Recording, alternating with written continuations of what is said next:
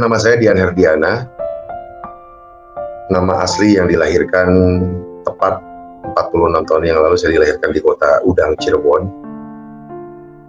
Yang mana latar belakang saya dari keluarga Muslim totok ya, karena kalau saudara-saudara terkasih juga kalau mengenal kota Cirebon identik dengan kota santri.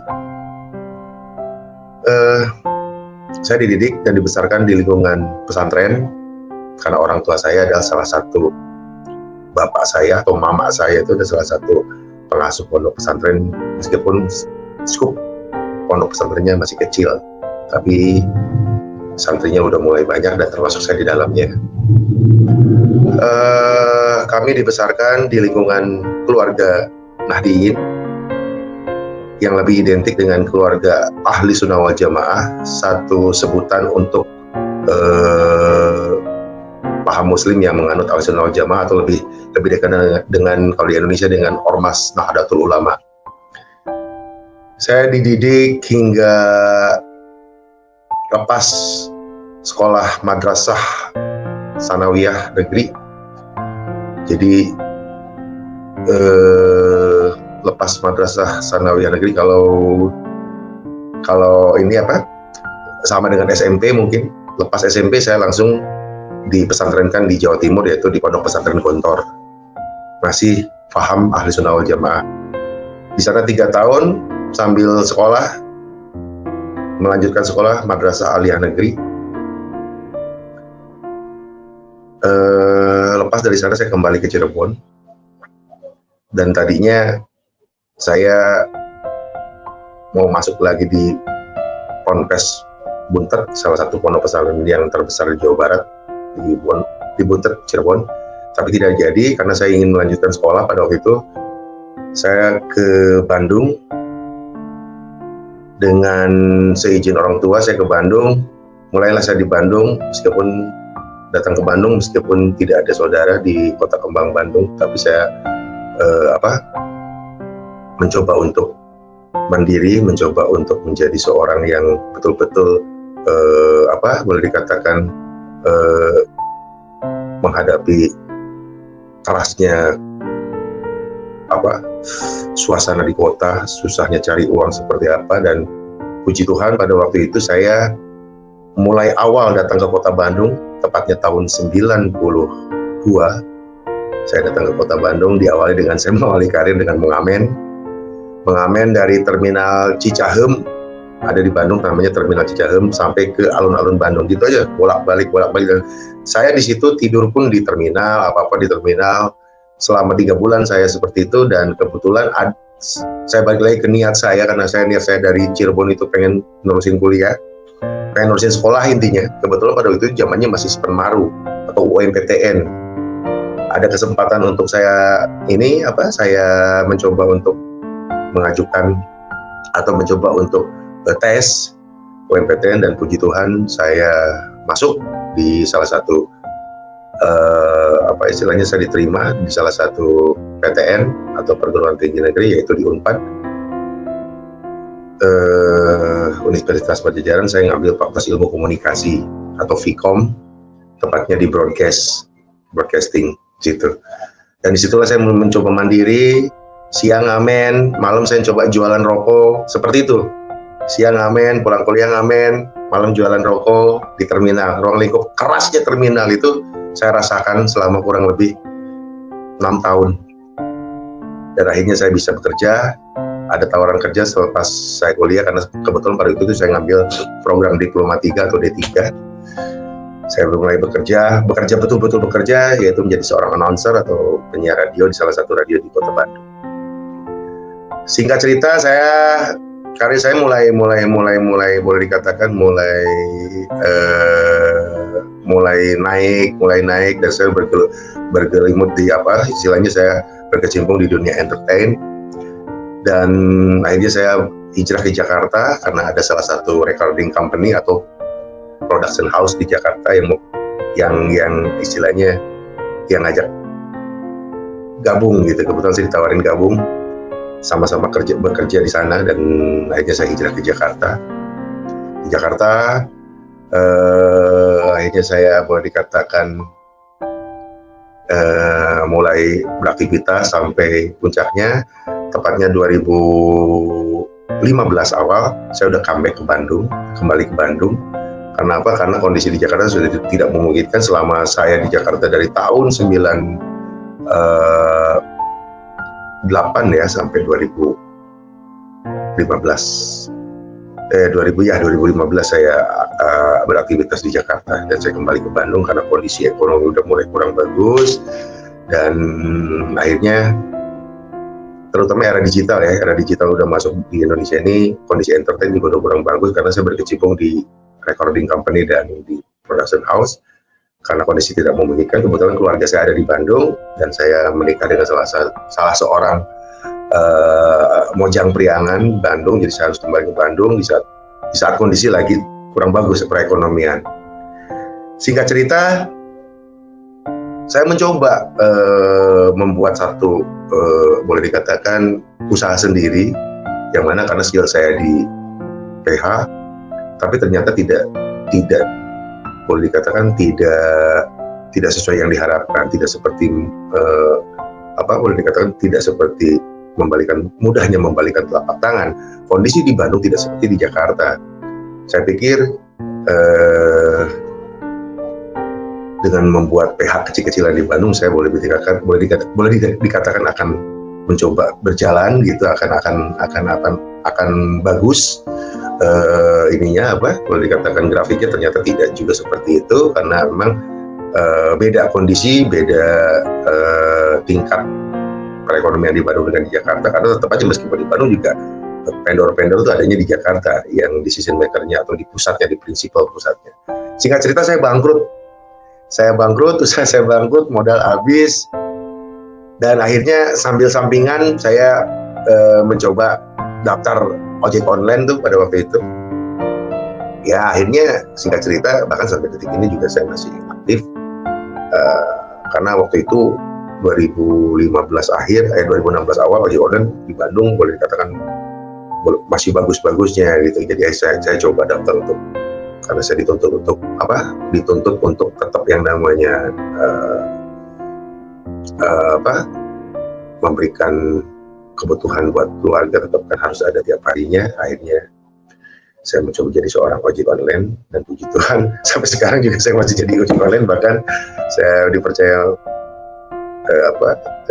memegang salah satu komunitas yang lumayan besar juga di Kota Bandung, komunitas ojek online. Tapi ternyata ya ojek yang namanya ojek online dulu seperti apa, sekarang makin sini makin kurang bagus.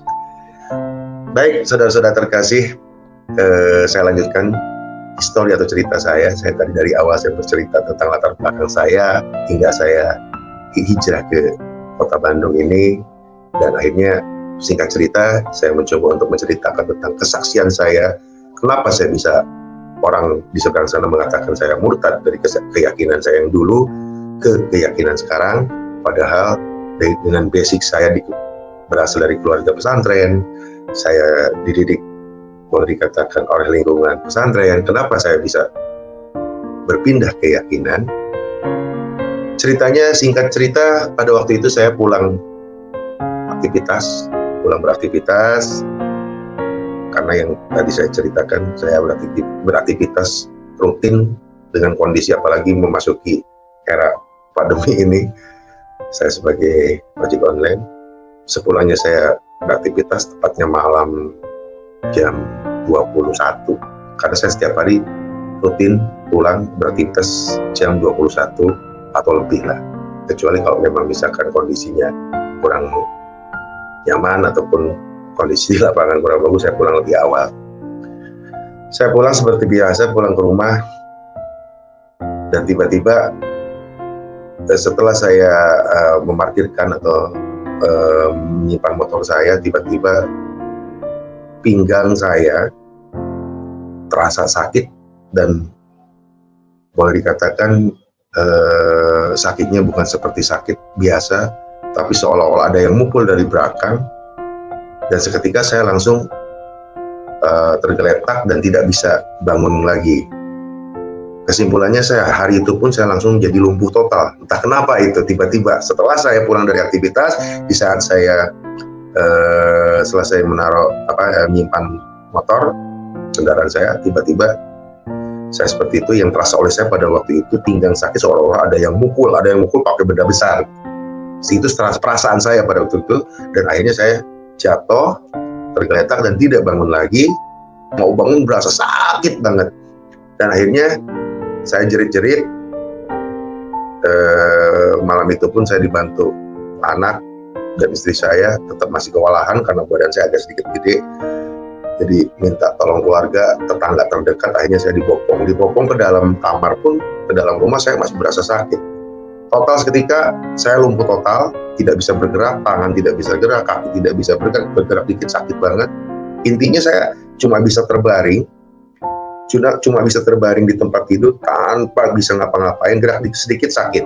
Dan itu proses sakit seperti itu, proses lumpuh itu saya rasakan selama 3 bulan.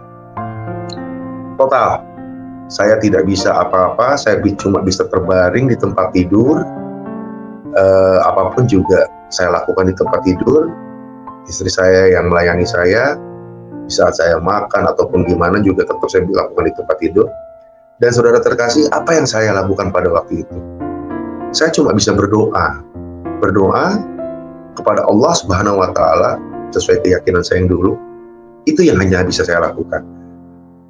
Sambil saya berdoa, sambil saya melakukan sholat pun saya hanya bisa sambil terbaring, karena hukumnya sah di saat orang itu sakit tidur, melakukan aktivitas sholat sambil tidur. Itu yang hanya bisa saya lakukan, berdoa, sholat sambil terbaring. Wudhu pun saya tayamum. Tayamum itu kita kan sebelum sholat harus wudhu. Tayamum itu kita maksudnya tidak menggunakan air wudhunya, tapi dengan niat. Kemudian setelah sholat hanya bisa saya lakukan wirid, dan wirid saya berdoa dengan keyakinan saya. Maksudnya pada waktu itu keyakinan saya, ya masih muslim, ya saya lakukan dengan seperti biasa kita berdoa kepada Yang Maha Kuasa dengan keyakinan saya sebagai seorang muslim. Kemudian di samping berdoa, saya mencoba berobat ke medis dan berobat ke alternatif. Yang awal pertama saya berobat ke medis. Berobat ke medis itu ternyata menurut hasil analisa dokter, saya harus di RMI. Karena ini saya berobat langsung ke dokter syaraf, harus di RMI karena kayaknya mengalami posisi syaraf kejepit yang sangat parah. Cuman pada waktu itu apa yang saya lakukan? Kondisi sikon tidak memungkinkan karena biaya RMI sangat mahal, gitu kan? Apalagi di rumah sakit swasta. Dan saya tidak melakukan maksudnya tidak melakukan berobat ini dengan BPJS, karena BPJS pun tidak diklaim kalau untuk proses RMI. Gitu. Akhirnya saya mencoba berobat dengan alternatif. Selama 3 bulan tuh saya terus berobat dengan alternatif, tapi apa yang saya rasakan, tidak ada sama sekali hasil yang maksimal. Posisi saya kan tidak bisa bangun sama sekali. Jadi ketika saya berobat selalu saya menggunakan belangkar atau ditanduk gitu. Dan seperti itu proses berobat saya, 2 minggu sekali saya menggunakan tanduk atau belangkar, selalu ditanduk karena saya nggak bisa bangun sama sekali.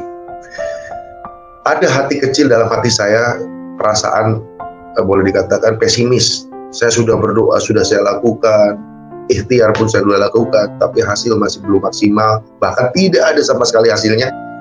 Jadi saya berserah diri betul-betul. Pada waktu itu saya berdoa, Tuhan, cabutlah nyawa saya, jangan saya siksa seperti ini. Saya tidak tega melihat orang di sekeliling saya, maksudnya istri dan anak saya, yang setiap malam selalu menangis sambil melayani saya menangis. Mereka pun berdoa, mereka pun melakukan sholat, mendoakan saya gitu supaya saya cepat sembuh. Saya tidak tega gitu melihat mereka tiap hari berlinang air mata, selalu menangis di kala sholat tahajud, sholat malam, tapi hasil tidak ada hasilnya.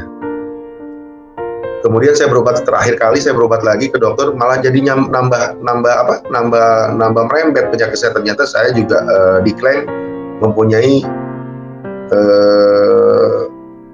diabetes. Jadi diabetes saya mellitus, diabetes yang udah parah menurut dokter. Jadi gula darah saya udah parah, hampir 700-an lah gula darah saya menurut dokter pada waktu itu, karena saya sempat melakukan puasa dan sempat melakukan tes darah saya. Di situ saya jadi hasil informasi dari dokter malah membuat saya jadi nambah pesimis, nambah apa gitu. Karena emang yang saya rasakan sama sekali lemas sama sekali gitu. Jadi ditambah dengan penyakit diabetes mellitus saya yang udah parah menurut dokter, saya harus melakukan insulin, bersekali berobat insulin 1.200.000 dengan melakukan insulin itu suntik di perut kan, seperti itu. Dan itu harus dilakukan 3 hari sekali. Kebayang nggak saudara terkasih, 3 hari sekali saya harus berobat insulin, sekali berobat 1.200.000 tuh untuk beli insulinnya aja, belum yang saraf penjepit yang menurut dokter itu yang harus saya dioperasi karena bla bla bla bla, seperti itulah. Itu yang membuat saya stres. Tapi tetap saya berserah diri, tetap saya berdoa. Di saat saya terakhir kali berdoa, ya Allah, cabutlah nyawa saya apabila sudah waktunya, karena saya tidak mau disiksa seperti ini. Kalau memang saya harus meninggal atau harus mati, cabutlah nyawa saya. Itu lebih baik daripada saya harus menderita seperti ini. Itu perkataan yang terakhir saya ucapkan di samping berzikir. Jadi saya udah bukan minta kesembuhan lagi. Dan saudara terkasih sekalian, tepat malam itu jam 2:30 subuh terutama, tepatnya di saat saya setelah berdoa seperti itu, kemudian saya mencoba tiduran, tapi tidak bisa tidur, tidak bisa menjamkan mata, dan akhirnya tiba-tiba saya ingin ke air. Maksudnya ingin buang air kecil. Ingin buang air kecil kan seperti biasanya yang dilakukan kalau buang air kecil, saya pakai pispot dan istri saya yang datang ke kamar. Cuma pada waktu itu tidak seperti biasanya. Saya panggil istri saya, nggak nyaut. Di situ saya merasakan, oh kasihan, istri saya mungkin capek seharian udah ngurus saya, ngurus aktivitas sehari-hari di rumah. Hanya saya tidak maksudnya gini, setelah saya panggil lama-lama nggak nyaut, saya panggil anak saya pun tiba-tiba sama juga nggak nyaut, karena itu kan beda kamar kebetulan. Akhirnya saya memaksakan diri untuk bangun. Di saat saya memaksakan diri untuk bangun, kondisi saya kan tidak bisa apa-apa, jangankan bangun gitu. Tapi karena saya tidak mau, boleh dikatakan tidak mau memaksa istri saya untuk bangun, akhirnya saya memaksakan diri saya untuk bangun gitu. Karena saya kasihan, istri saya udah capek seharian ngurus saya gitu kan. Akhirnya saya bangun, mencoba untuk bangun, tiba-tiba malah saya yang terjatuh karena saya rasa sakit banget. Begitu saya terjatuh, saya mencoba bangun merangkak. Maksudnya saya terjatuh dari tempat tidur ke bawah, ke lantai. Dan itu sakit, segitu sakitnya saya adu-adu jerit-jerit pun istri saya nggak terbangun. Itu hal yang aneh juga, padahal letak kamar saya dan kamar istri saya itu berdekatan, itu berdampingan. Mungkin saking lelapnya dia tidur. Saya mencoba untuk bangun, dan puji Tuhan tiba-tiba saudara terkasih, di belakang saya, di balik saya. Jadi di saat saya posisinya kan gini, saya mau bangun, tiba-tiba di belakang saya ada seseorang. Ini saya tekankan sekali lagi, seseorang mengangkat badan saya dan memapah saya untuk untuk membawa ke kamar mandi atau tempat buang air kecil atau ke toilet. Jadi saya dibantu bangun oleh beliau, kemudian dipapah oleh beliau, dan saya juga aneh, tiba-tiba kok perasaan saya pada waktu itu saya kan nggak bisa ngapa-ngapain nih. Begitu dibantu oleh tangan beliau, diangkat kemudian dipapah, saya bisa berjalan gitu loh. Dan beliau yang memapah saya ke arah kamar mandi.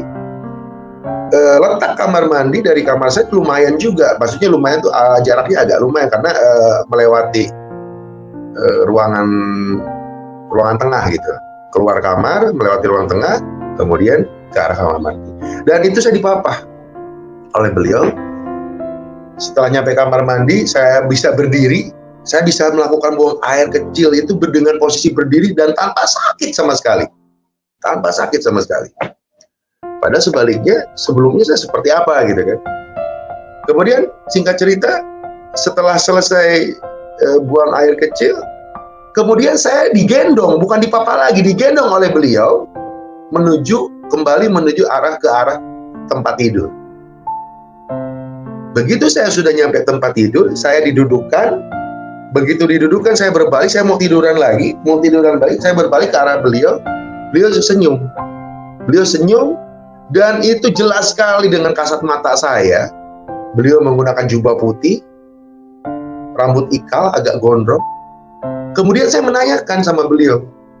Saya bertanya sama beliau dengan bahasa dialek Sunda, dengan bahasa Sunda, saya nanya, "Saha anjir? Siapa Anda?" Gitu kan. Kemudian beliau tidak menjawab, beliau cuma senyum. Beliau cuma senyum, dan sambil beliau senyum, beliau cuma berbicara, menjawab, maksudnya nggak menjawab panjang lebar. Beliau cuma senyum dan menjawab dengan bahasa Sunda juga, "Lamun anjeun hayang hirup salamet, tur aya di jalan kabenaran, ngikut jeung kaula." Artinya, apabila kamu ingin berada di dalam keselamatan dan berjalan di dalam kebenaran, ikuti saya. Artinya seperti itu, Bang. Intinya. Jadi lamun anjeun hayang hirup salamet, tur aya di jalan kebenaran, ngilu jeung kaula. Dan ucapannya seperti itu. Setelah itu kemudian beliau, akhirnya saya melongo. Maksudnya saya melongo tuh gini, ini siapa ini yang ngomong, kan gitu. Dan itu nggak berbentuk sinar, nggak berbentuk bayangan, dan ini jelas sekali kasat mata. Saya melihat beliau, wujudnya seperti apa.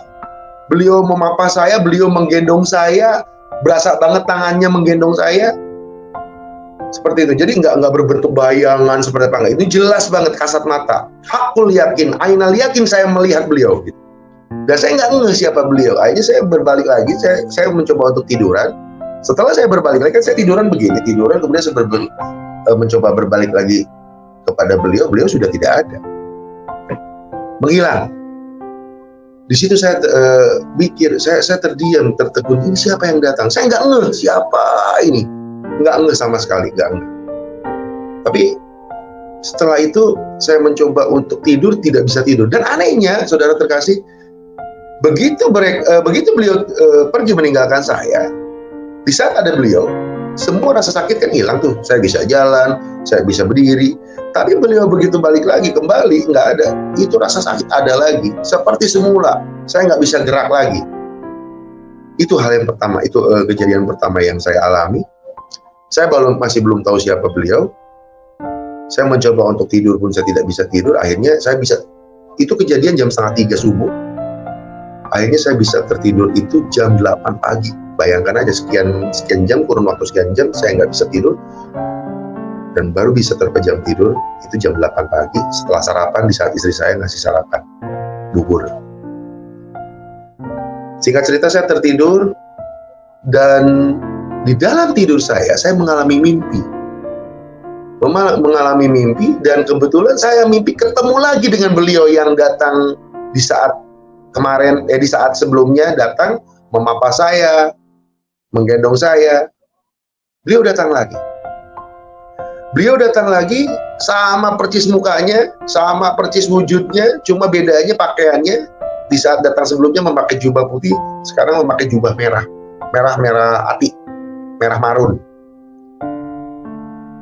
Saya di saat beliau datang di dalam mimpi itu, saya mencoba bertanya lagi, "Anjeun anu kamari datang, Anda yang kemarin datang?"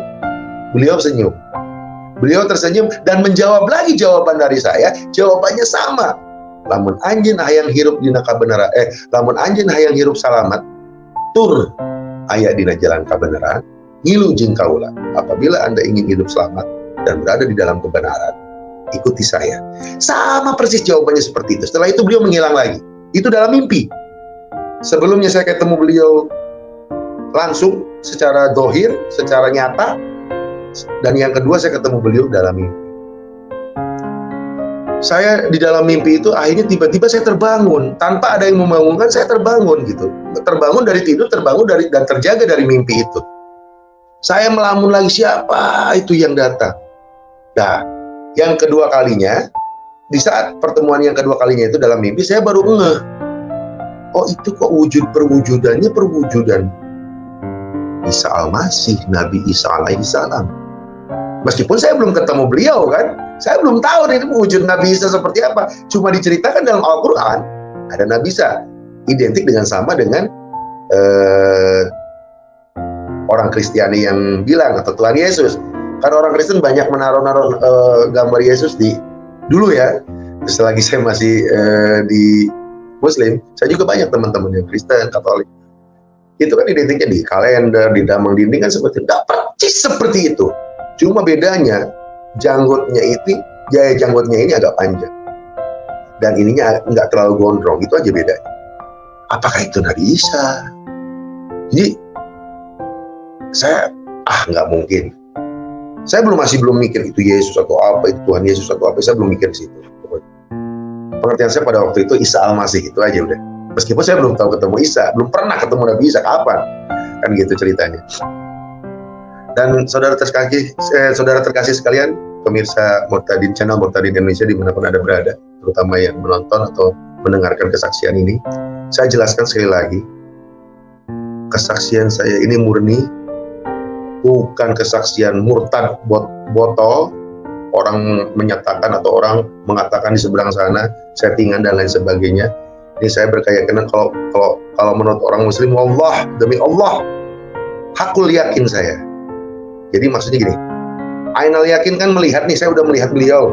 Hakul yakinnya apa? Hakul yakin terasa hasilnya. Saya sembuh total sampai detik ini, tanpa diapa-apain dan tanpa diobati.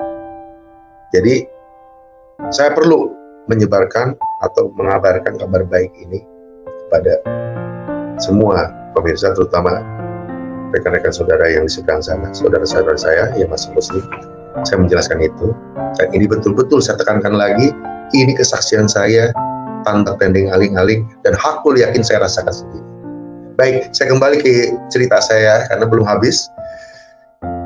Pasca setelah kejadian pertemuan yang kedua, pertemuan yang ketiga, di saat saya mau mandi itu jarak 4 hari dari situ, 4 hari dari setelah pertemuan kedua. Ini saya sore jam 4 biasanya mandinya kan di lap gitu, pakai pakai lap sama istri saya, seperti itulah mandinya sehari-hari dilakukan. Di saat saya mau mandi, beliau datang lagi.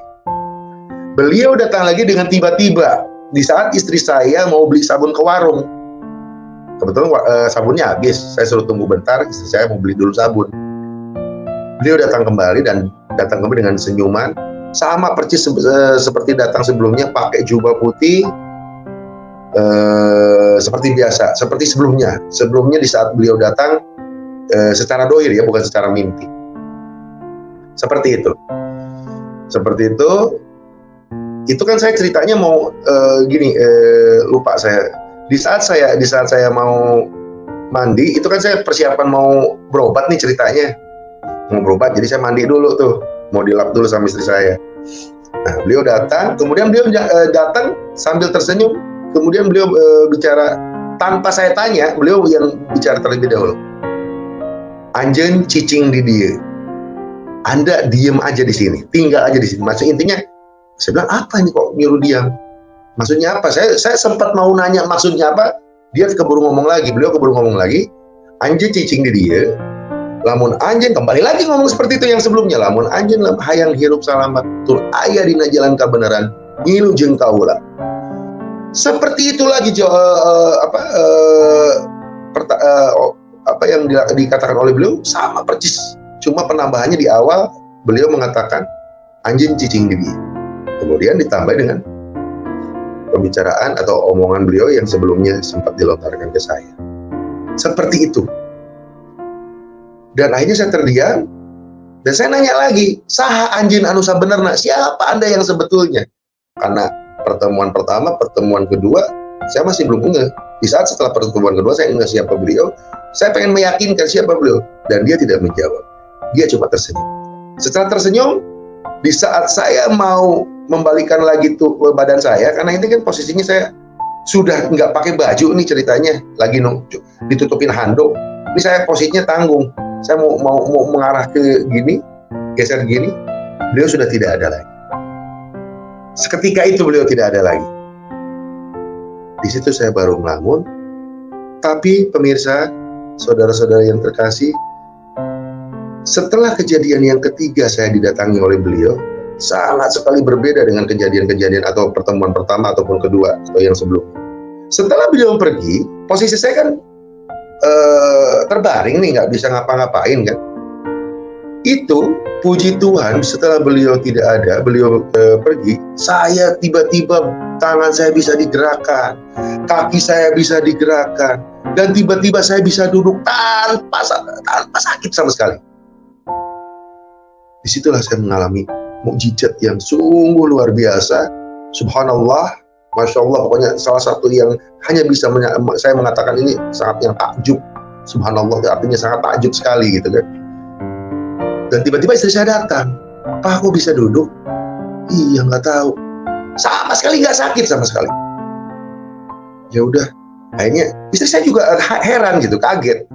Saya bisa duduk aja udah puji Tuhan, udah bersyukurnya, ya Allah. Pokoknya di saat saya waktu itu ya, saya sangat bersyukur bisa bangun, bisa duduk aja, karena selama 3 bulan saya total tidak lumpuh total. Total sakitnya saya 7 bulan, tapi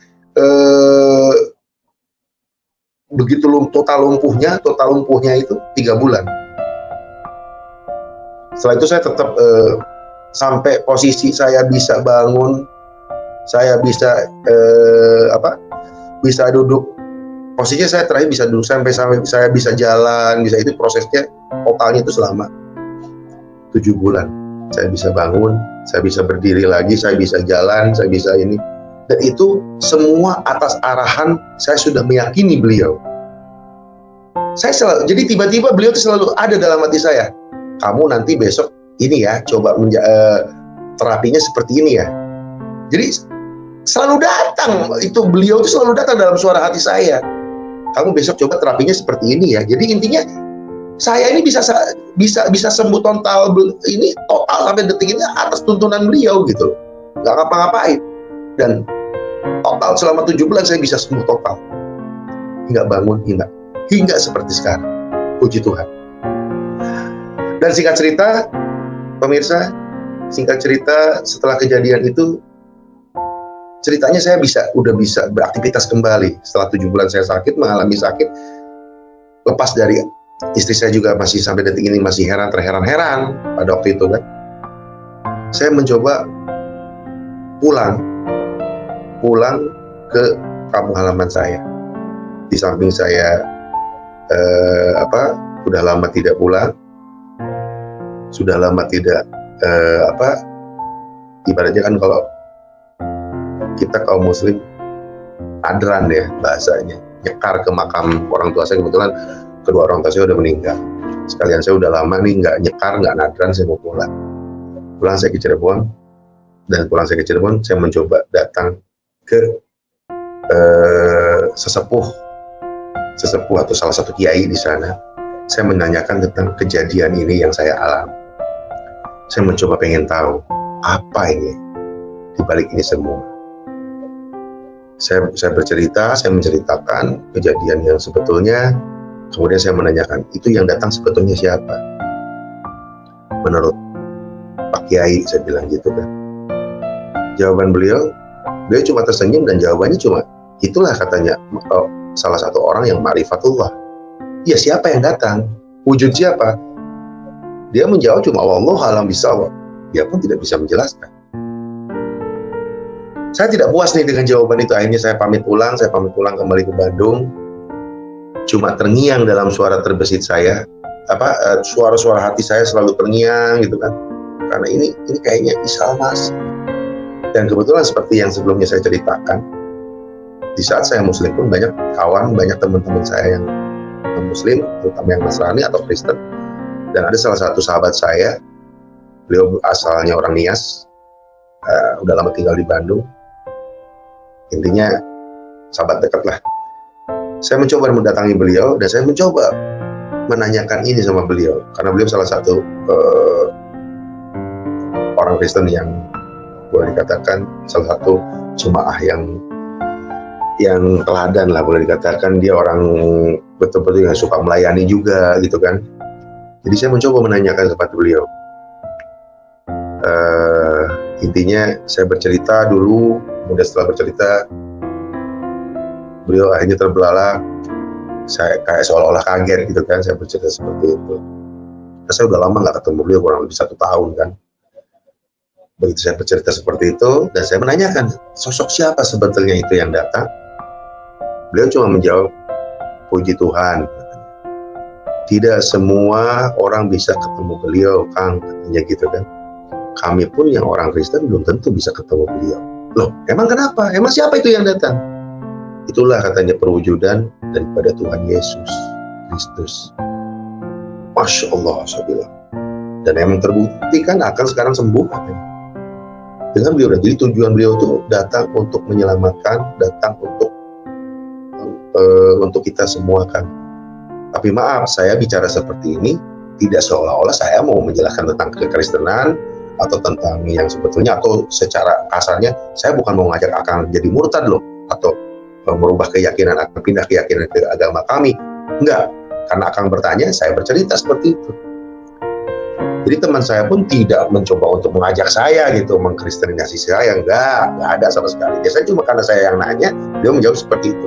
Sepulangnya dari rumah beliau, saya selama 2 bulan saya merenung, dan saya selalu berkomunikasi dengan beliau, karena saya merasa udah kenal kan. Saya udah kenal, bukan mengenal lagi, karena saya sudah mengenal. Jadi di saat saya bimbang, di saat saya selalu berkomunikasi. Dan pada waktu itu saya tidak bicara, hai Tuhan, nggak bisa begitu. Hai orang yang waktu itu datang menolong saya.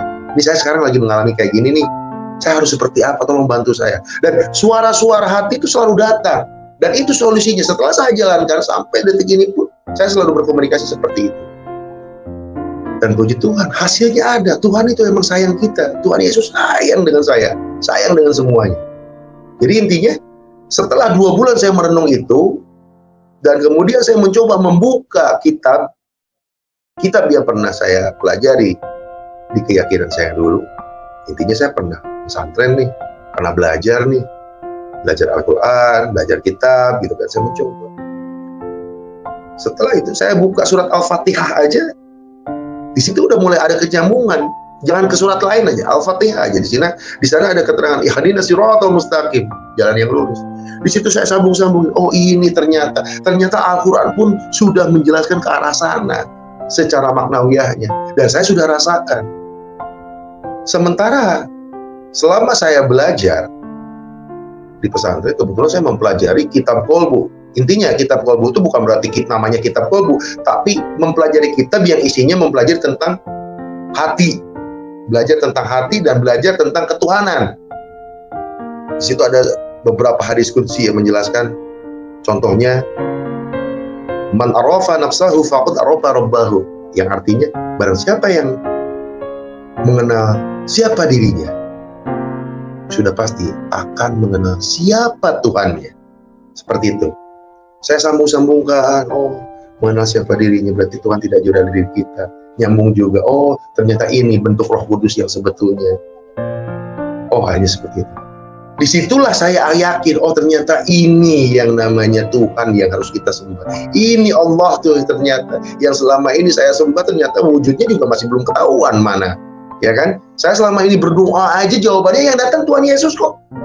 Saya berdoa, ya Allah, Allahumma sholatan, Allahumma inna nas'aluka salamatan fid din, wa afiatan fil jasad, wa jidatan fil ilmi, wa barakatan fil rizki. Selalu begitu.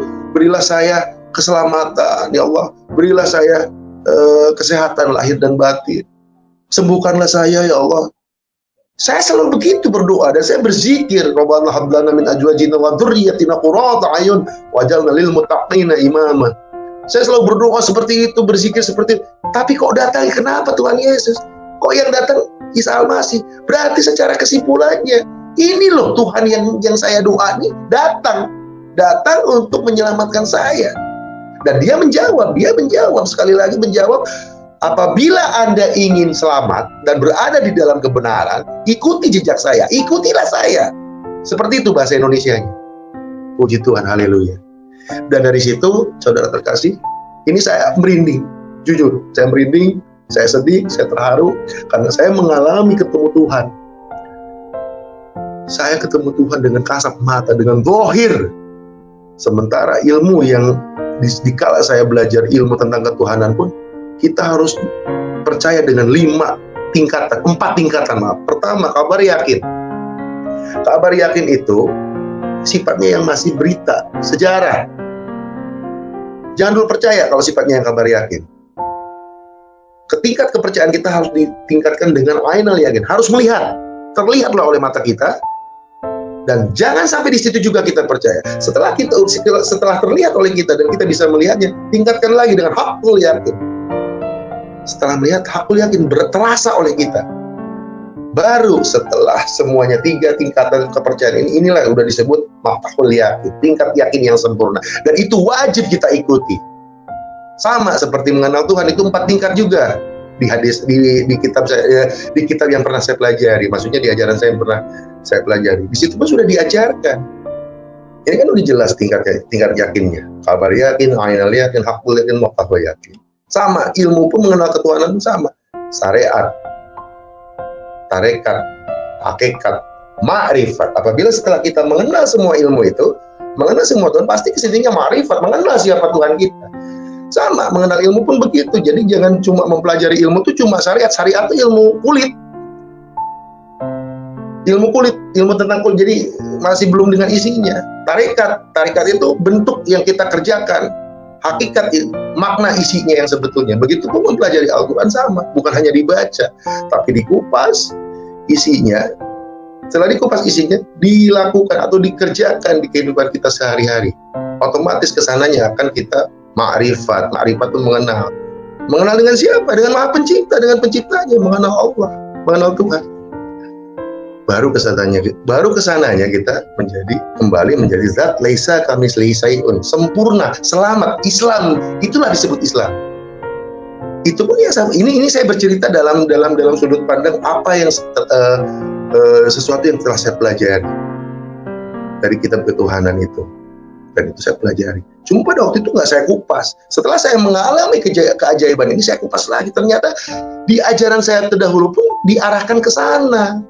Jadi mengenal siapa Isa Al-Masih itu, perwujudan manusia dari hak, dari Tuhan. Itu sudah ada. Itulah salah satunya. Yang nanti di akhir kiam, kalau di ajaran Muslim, akan datang Imam Mahdi yang akan menghakimi kita semua. Di situ pun dijelaskan nanti adanya Imam Mahdi. Jadi Imam Mahdi yang mau dimaksud siapa? Ya Isa Al-Masih. Ternyata di situ saya baru terbuka sampai detik ini. Puji Tuhan, haleluya. Mungkin seperti itu kira-kiranya sekelumit kesaksian tentang saya. Jadi saya bersaksi ini, saya menerima Tuhan Yesus. Saya menerima Tuhan Yesus sebagai sesuatu yang saya sembah. Itu bukan dari ayat Alkitab, itu bukan dari ayat Al-Quran, tapi ternyata dari Al-Quran yang tersirat. Artinya, Al-Quran tersirat itu sesuatu yang kejadian nyata yang saya alami. Bukan yang tersurat, bukan dari Al-Quran tersurat.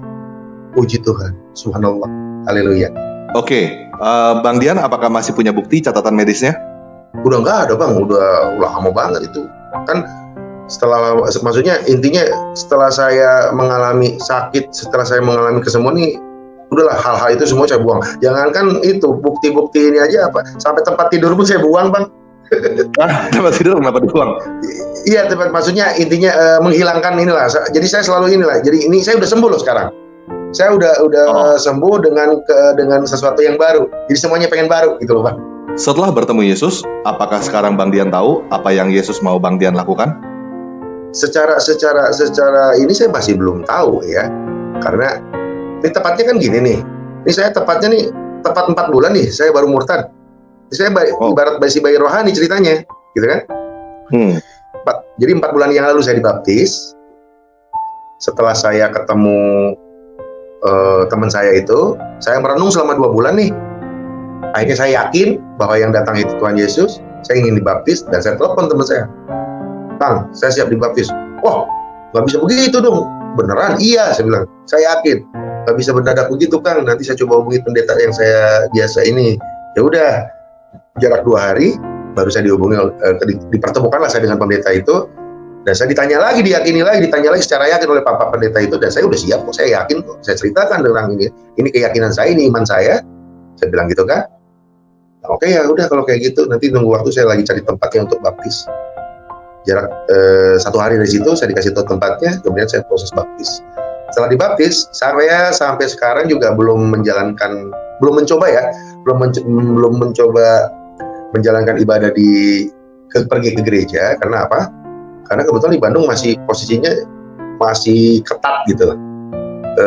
Di tempat pendeta saya yang ngebaptis saya itu kuotanya dibatasi.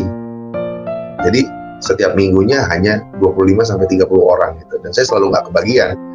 Jadi karena ini kan social distancing ya, jaga jarak. Seperti itu. Jadi untuk pergi ke gereja saya belum pernah, tapi mencoba belajar untuk ibadah lewat online seperti ini. Bahkan saya ikut ibadah online di salah satu channel maksudnya di salah satu channel lah, lewat channel media sosial ini. Gitu loh Bang. Bagaimana perbedaan kehidupan Bang Dian sebelum dan sesudah murtad keluar dari Islam? Yang paling beda, saya banyak mengalami kesengsaraan. Justru itu yang paling beda jelas. Karena kenapa? Saya sudah tidak diterima oleh keluarga, gitu kan? Karena keluarga saya sudah tahu saya ini murtad, itu udah jelas. Karena sebelumnya juga betul kata pendeta yang ngebaptis saya, Akang harus sudah siap dengan pikul salib. Tapi saya bukan berubah keyakinan, saya malah nambah mantap, nambah kuat dengan ini semua. Salah satu bukti, di saat abang saya meninggal, saya kebetulan 3 bersaudara nih Bang. Kakak saya yang ini meninggal, dan pulang saya ke Cirebon. Di saat saya mau datang untuk menjenguk jenazah aja, saya tidak boleh masuk ke rumah, haram hukumnya. Saya tidak diperbolehkan, jangankan melihat jenazah kakak saya yang terakhir kalinya, masuk ke rumahnya aja nggak boleh, karena di sana emang kental sekali gitu, fanatik sekali agamanya, nggak boleh. Malah saya malah feedbacknya saya diusir dan tidak boleh datang lagi ke saya. Itu yang jelas. Kemudian dari segi yang satu itu, saya juga banyak mengalami hal-hal boleh dikatakan selalu ada masalah. Tapi dibalik dari itu semua, kok saya merasa tetap nyaman, hati saya nyaman. Kenapa nyaman? Di saat saya mengalami itu semua, saya nggak berdiskusi dengan siapapun. Saya diskusi dengan Tuhan. Tuhan, saya seperti ini sekarang. Dan ada suara batin, dan Tuhan menjawab dalam suara batin saya, seperti ini. Nanti kamu akan merasakan seperti ini. Dan itu puji Tuhan, sampai detik ini saya merasa damai, sukacita, dan nyaman. Apa yang Tuhan katakan itu betul-betul gitu, terjawab, betul-betul nyata, gitu loh. Apakah Bang Dian sekarang sudah baca Alkitab? Belum. Oh, belum baca ya? Saya belum pernah baca Alkitab, bentuk Alkitab apapun, ayat apapun saya belum pernah baca. Karena saya masih belum, bukan belum siap gitu. Maksudnya kondisinya saya lihat sikon dulu, karena saya pengen buka Alkitab juga bukan hanya dibuka, bukan hanya dibaca, tapi intinya saya pengen menjalankan itu semua isi dari Alkitab itu. Mulai dari Matius Bang, coba nanti kapan-kapan dia coba santai dulu, baca dulu aja nggak apa-apa. Itu kan Matius bahasa Indonesia. Kalau itu karena gini tanpa lagi, sampai detik ini pun saya masih belum ada yang mengarahkan, istilahnya gembala yang bisa mengarahkan saya. Nih, kamu nih bayi rohani yang baru lahir. Ini untuk awal nih, kamu pelajari ini dulu nih, buka-buka ini. Nah, saya pengennya ada yang nonton kayak gitu. Ini kalau saya sendiri juga bingung, apa dulu ya? Jadi saya daripada bingung, ntar aja dulu deh, saya bilang gitu. Gitu loh, Pak. Ya, mulai bacanya dari Matius saja, Pak. Di handphone aja, itu kan tinggal di-download gratis. Ya, googling ya. Kalau nggak salah bahasa Sunda juga ada deh. Ada bahasa Sunda juga. Bapak lebih nyaman pakai bahasa Sunda, bisa pakai bahasa Sunda. Nah, bagaimana dengan istri dan anak Bang Dian? Apakah mereka sudah murtad juga atau masih muslim? Kalau putri saya, puji Tuhan sekarang sudah, boleh dikatakan gini, sudah, ya kan kita pelan-pelan ya, kita pelan-pelan dengan kurun waktu pasca dibaptisnya saya 4 bulan yang lalu, 4 bulan lebih lah kira-kira.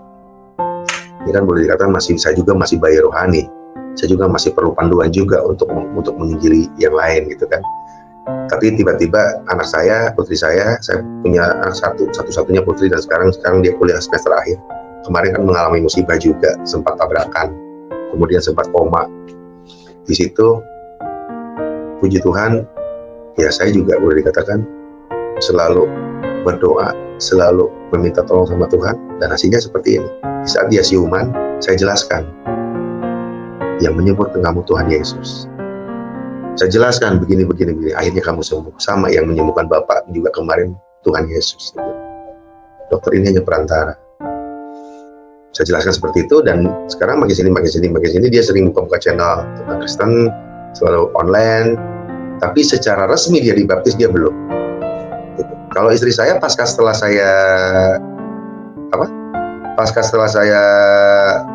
dibaptis, saya kan seseorang yang perlu saya ajak musyawarah dan bicara terus terang, istri dong yang di rumah.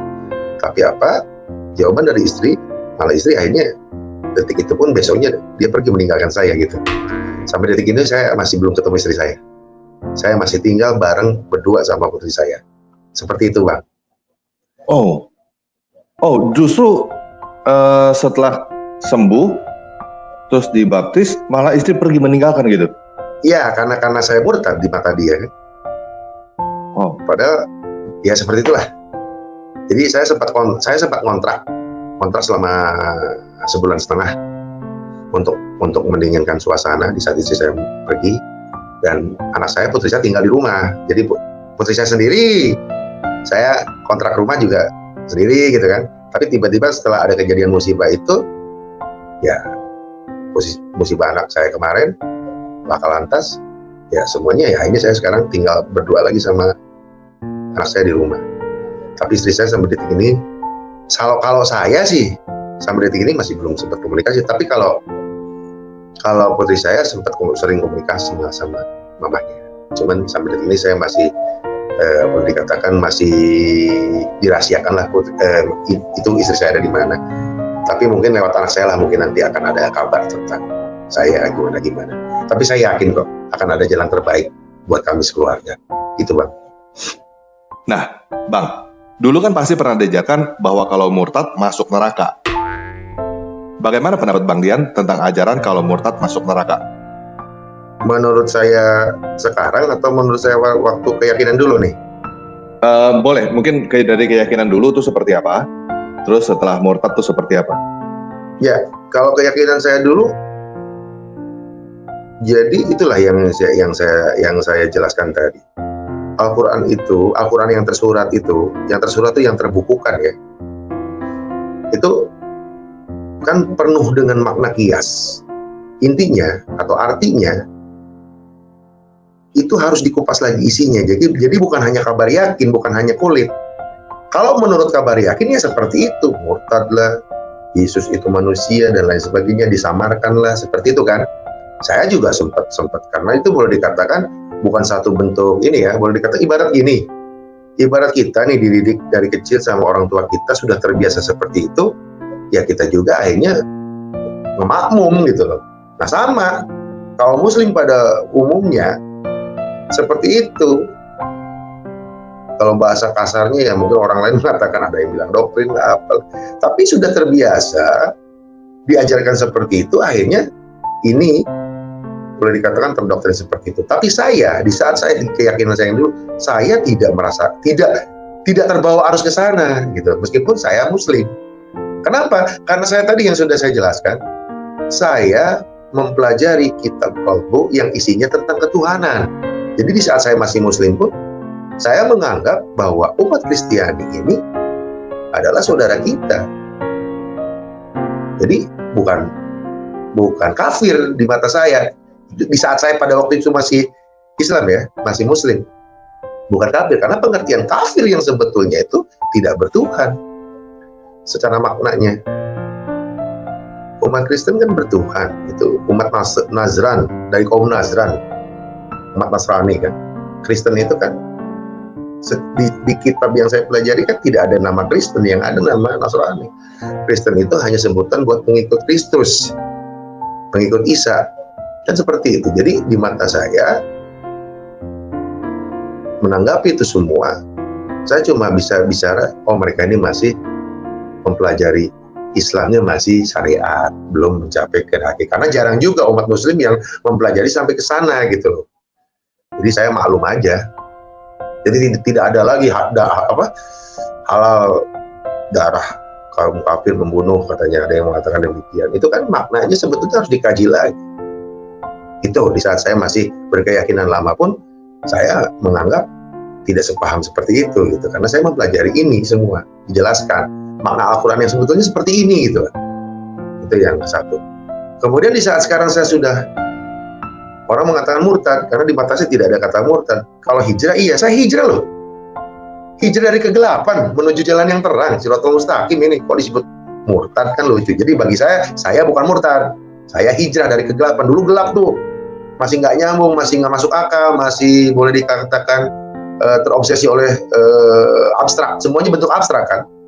Gitu. Jadi di saat saya sekarang sudah menerima Tuhan Yesus, ya nama yakin. Karena saya sudah mengalami itu semua. Saya merasa damai, dan kemudian Tuhan Yesus kan di situ pesan dengan bahasanya. Jadi bukan hanya ke saya, mungkin via saya untuk mengabarkan lagi ke yang lain, gitu kan? Kabarkan lagi yang lain sebelum orang lain, ya mungkin orang-orang terdekat saya dulu. Seperti itu mungkin, Bang Tamparagi. Nah, jadi kalau Bang Dian bertemu Muslim yang bertanya, kenapa Bang Dian sekarang menuhankan manusia? Bang Dian akan jawab apa? Menuhankan manusia itu kan menurut versi beliau, menurut versi mereka. Saya bukan menuhankan manusia, saya Tuhan. Saya ini menyembah kepada Allah. Allah yang sebenarnya ya ini. Gitu. Karena saya yang sudah berdoa, dan Allah itu datang untuk saya. Nah sekarang kalau memang misalkan dia nanya seperti itu, saya tanya balik, kamu udah nyembah Allah? Kan gitu. Kamu sudah mengenal siapa Allah kamu. Sementara di hadis kursi diwajibkan, ada keterangan yang tadi saya bilang, man arafa nafsahu faqad arafa rabbahu. Barang siapa yang mengenal siapa dirimu, maka pasti mengenal siapa Tuhannya. Kan itu jelas. Kemudian ya Muhammad antal maut qabla maut. Atau ya ini awaludin bil ma'rifatullah taala, itu kan kewajibannya. Sebelum mengenal, apabila kamu beragama, wajib mengenal dulu siapa Tuhan yang kamu sembah, kan begitu. Ini sementara kita menyembah, beribadah, tapi kita belum tahu yang kita sembah siapa, kan itu. Jadi kalau menurut saya pribadi, ini bukan tanpa saya, karena saya masih buta Alkitab, ya, saya belum pernah mempelajari Alkitab. Ini saya cuma bicara berdasarkan kesaksian, berdasarkan kenyataan yang saya terima. Saya berdoa kepada Allah nih. Ini yang datangnya Isa. Berarti inilah perwujudan Allah. Itu aja, simpel aja jawaban saya. Jadi saya bukan menyembah manusia, saya berdoa kepada manusia. Saya menyembah kepada Allah, tapi yang datang dan menyembuhkan saya ini perwujudannya. Loh, kalau apabila ada pertanyaan kenapa manusia? Loh, Allah tuh maha kok. Maha segala-galanya. Di Muslim pun dikatakan sifatnya ada 99. Maha kasih, maha akbar, maha adil. Pokoknya ada 99. Jadi tidak ada yang tidak mungkin bagi Allah. Kemudian Allah juga pernah berfirman, boleh dikatakan dia akan menjadi siapa saja kan, ma'rifatullah. Ya, jadi gini, saya tidak menuhankan manusia, tapi saya tetap menuhankan Allah. Saya menyembah kepada Allah. Itu intinya. Karena Allah itu Esa. Buktinya dengan saya berdoa kepada Allah, tapi yang datang adalah siapa? Yang datang ini adalah perwujudan Allah. Itu aja bukti nyata. Berarti Isa Al-Masih di situ menurut Al-Quran yang tersurat juga sudah ada keterangannya. Jadi itulah perwujudan daripada Allah Subhanahu wa ta'ala di situ. Itu menurut orang Arab kan. Jadi Allah yang kita sembah sama. Cuma kita nggak tahu aja Allahnya yang mana gitu. Padahal Allah ya satu gitu. Jadi saya bukan menyembah manusia, tapi saya menyembah Tuhan. Siapa Tuhan Yesus? Ya itulah Isa Al-Masih, perwujudan daripada Allah. Kenapa saya bisa menyatakan demikian? Lah ini yang saya rasakan. Saya berdoa di saya sakit, saya menyembah, minta pertolongan. Yang datang dan yang menyembuhkan saya beliau. Itu udah simpel aja, itu yakin. Dan ini yakin, hakul yakin, terasa oleh saya hingga detik ini. Masalah saya dianggap sarap, dianggap sinting, dianggap bikin-bikin omong, itu haknya mereka, biarin aja. Yang penting saya dengan Allah, Pak. Saya dengan Tuhan sudah nyambung. Inilah hablum minallah yang sebetulnya. Kata orang Arab hablum minallah. Dan hablum minannas yang sebetulnya, ya kita harus bersifat kasih dengan sesama. Itu aja kok. Simpel seperti itu jawaban saya, Bang. Oke, apakah Bang Dian ada pesan untuk teman-teman yang ingin murtad tapi takut? nggak usah takut lah kalau dengan manusia. Takut tuh sama Tuhan. Jadi saya sarankan jangan takut, karena awalnya pun saya demikian. Dulu di keyakinan saya yang lama, teman-teman saya yang non muslim mencoba mengajak saya untuk pindah keyakinan, tapi saya selalu kuat iman. Saya yakin dengan keyakinan saya yang dulu, meskipun masih belum tahu kebenarannya, tapi tetap saya yakin. Sampai usia dewasa pun saya tetap yakin, karena iman saya yakin. Nah, sekarang setelah saya pindah keyakinan, karena yang membawa saya, yang mencoba merubah iman saya itu adalah Tuhan, bukan teman-teman saya, tapi Tuhan itu sendiri yang sudah merubah saya seperti ini, yang sudah membuat saya sembuh seperti ini. Berarti Tuhan cuma minta, ikuti jejak saya, ikutilah saya. Apabila kamu pengen ada dalam kebenaran dan keselamatan, ya saya pengen selamat, saya pengen ada dalam kebenaran, ya ikuti. Jadi jangan takut. Kalaupun itu konsekuensinya nanti seperti apa yang saya alami, itu udah salah satu konsekuensi yang harus kita jalankan. Tapi percaya Tuhan selalu ada di samping kita dan selalu memberikan yang terbaik bagi kita. Amin, haleluya. Apakah Bang Dian ada saran atau pesan yang ingin disampaikan kepada teman-teman yang masih muslim? Buat saudara-saudara saya yang muslim, saudara-saudara saya yang masih menjalankan syariat tarekat Islam, saya cuma pesan saya satu aja: jalankan arti daripada ihdinas siratal mustaqim. Itu ayat pembuka di surat Al-Fatihah. Dan saya bukan mengajak, tapi cobalah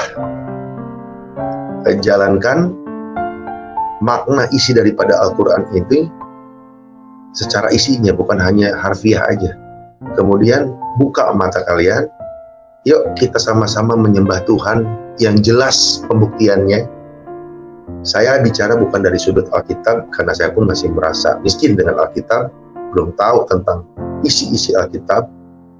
Saya bicara dari sudut Al-Quran yang saya pahami, yang sudah saya pelajari isinya. Di situ juga sudah menjelaskan siapa Tuhan yang harus kita sembah, siapa Allah itu. Karena Allah itu adalah batinul insan, Allahu batinul insan, dan perwujudan kita itu daripada Muhammad Nurullah. Allah ada dalam diri kita. Batinul insan, itulah Roh Kudus. Roh Kudus adalah roh kebaikan. Jadi setelah saya sekarang di Kristen, saya tahu, oh ternyata Roh Kudus itu ini. Ya itulah Allah. Karena Allahu batinul insan. Di situ aja udah jelas. Kita hijrah dari kegelapan menuju jalan terang, supaya kita Islam, supaya kita selamat, supaya kita sempurna. Jangan percaya lagi dengan janji-janji daripada Al-Quran tersurat, karena itu hanya cerita, yang membuatnya juga manusia. Itu cerita, kita bicara kenyataan aja. Seperti itu, Bang. Terima kasih. Apakah Bang Dian ada pesan yang ingin disampaikan untuk keluarga Abang? Kalau buat keluarga saya, baik itu keluarga yang dari saya pribadi atau keluarga dari istri saya, terima kasih banyak. Sebelumnya, saya sudah terima, meskipun saya sudah dicaci, saya sudah dimaki, saya sudah digigit seperti apa, tapi tetap saya mencoba untuk berjiwa kasih. Saya cuma ingin mengabarkan tentang kebaikan, mengabarkan tentang keselamatan, mengabarkan tentang kebenaran.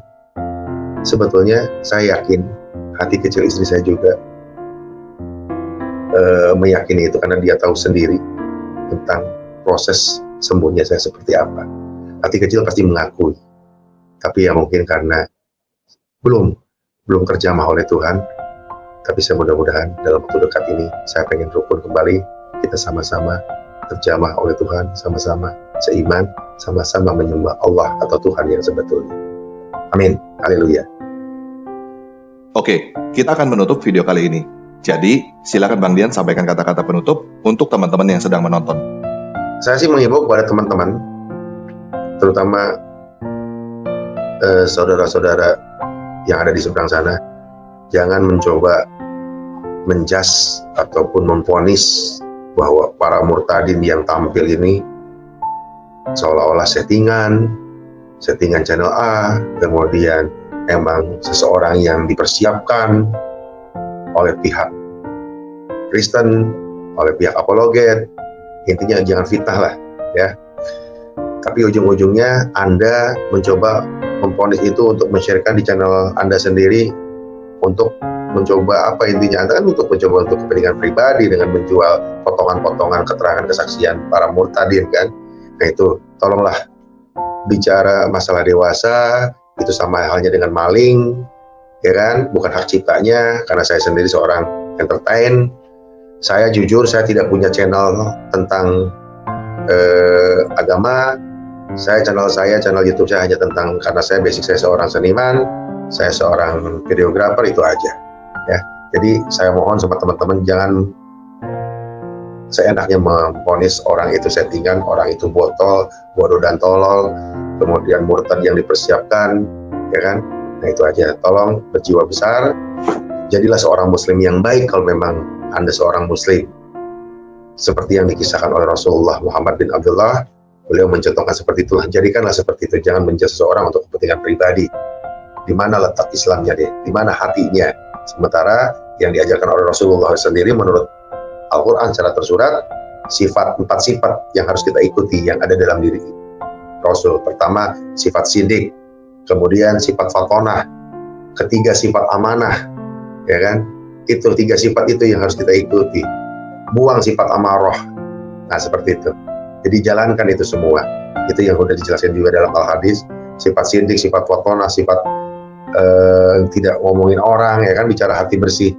Tapi sementara di keyakinan saya yang baru ini, Tuhan langsung yang sudah berseru, mencoba menjalankan sifat kasih terhadap sesama manusia, ya kan. Apabila kasihilah musuhmu, kan seperti itu. Jangankan Anda, musuh aja harus coba dikasih, itu Tuhan sendiri yang bicara. Seperti itu. Jadi intinya saya mengajak rekan-rekan jaga terus hubungan toleransi antar umat beragama. Terima kasih pemirsa. Tuhan Yesus memberkati.